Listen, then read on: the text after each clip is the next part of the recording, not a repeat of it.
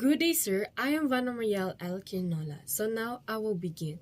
So the evolution of customs valuation that was adopted in the Philippines, which is the agreement on implementation of Article 7 of the General Agreement on Tariff and Trades in 1994.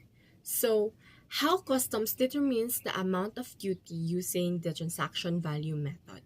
So, under the present method adopted by customs authorities, which is the transaction value method, is the amount of customs duty is based on the price actually paid or payable for the imported goods when sold for export to the importing country.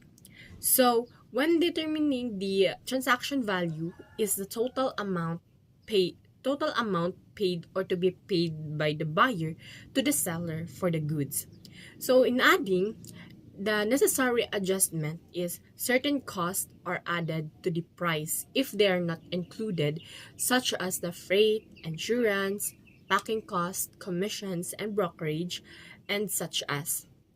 So, next is to determine the customs value. So, the adjusted transaction value becomes the customs value of the goods. So, with that, apply the applicable tariff rate. So, the customs authority applies the appropriate tariff rate, which is the ad valorem rate, to the to com- to the customs value to compute the amount of duty to be imposed.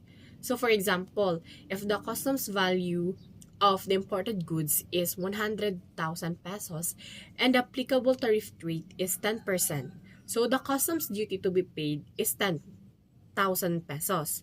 So, overall, under the transaction value, is the customs duty is computed based on the actual price paid for the goods plus required adjustment multiplied by the applicable tariff rate. And that would be all. Thank you.